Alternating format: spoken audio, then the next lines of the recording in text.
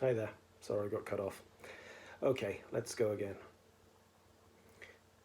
Sade was still on the opposite side of the road from Avon High when Marcia and Donna stepped out from behind her.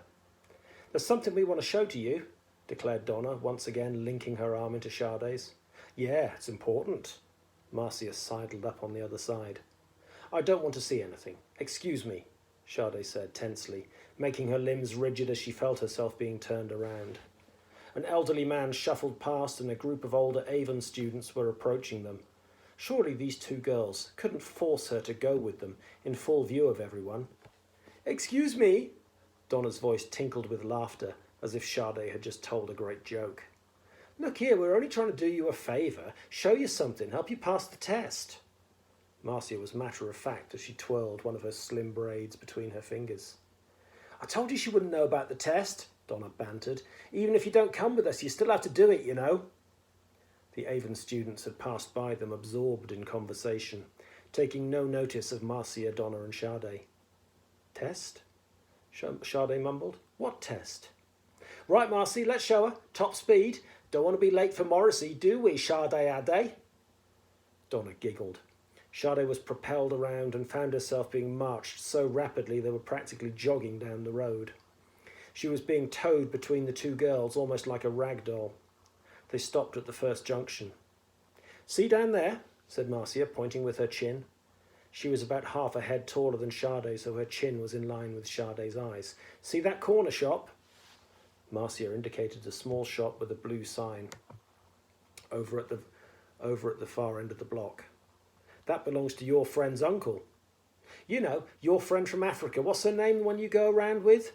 Marcia put a hand on her hip, as if explaining anything to Sade was a chore. You tell her, Donna, what she's got to do. Well, there's a really nice turquoise lighter in there. Donna lowered her voice. Marcia fancies it. You know what a lighter is, don't you? For ciggies, right? Sade stared at a crushed plastic bottle lying in a little stream of dirty gutter water, and she remained silent. Yeah, I want the turquoise one. You can get it for me. I don't have the money to buy it, Sade said bluntly. The force in her voice surprised her. That's your problem, not mine. Marcia tapped her foot impatiently. If you don't get it for me, there'll be trouble. And not just for you, you know. Excuse me? Sade confronted Marcia's gaze. For a fleeting second, Marcia's eyes wavered before resettling on her prey. That was your brother, right? Outside the kiddie school, yeah? A spasm shot through Sade's stomach. We shouted to you from the bus, but you ignored us. You shouldn't have done that. Donna poked her face in front of Sade and fluttered her long black eyelashes. Marcia's cousin goes to that school, right, Marcy? Yeah, he's taller than me, and he does anything I say. I bet your kid brother needs looking after too. Know what I mean? Sade knew what she meant. Her eyes returned to the broken plastic bottle and a bent straw bobbing beside it in the gutter. The wind was making the water shiver slightly. She listened as Donna explained how they would be waiting at this same corner at exactly 4 o'clock for Sade to bring Marcia the little turquoise lighter. Just in case you think of trying something funny, just you remember your little brother, right? Sade squirmed as Donna put her arm over her shoulder, bringing her face close up to Sade's. Marcy's my best friend, but even I wouldn't like to cross her. It was her confidential tone. Ah, come on, Donna, moaned Marcia. Stop wasting time. You'll get us detention from Morrissey. They let go of Sade's arms and set off ahead of her. Sade was only vaguely aware of a car hooting at her as she crossed the entrance to a petrol station. What struck her more was how Marcia and Donna both turned around startled, but then they burst out laughing. They came and placed themselves one on each side of her. You got to watch out for yourself, you know, Donna cooed. You better let me and Marcy look after you. Mariam must have seen Sade being escorted across the main road. She approached Sade as they were trooping up the stairs.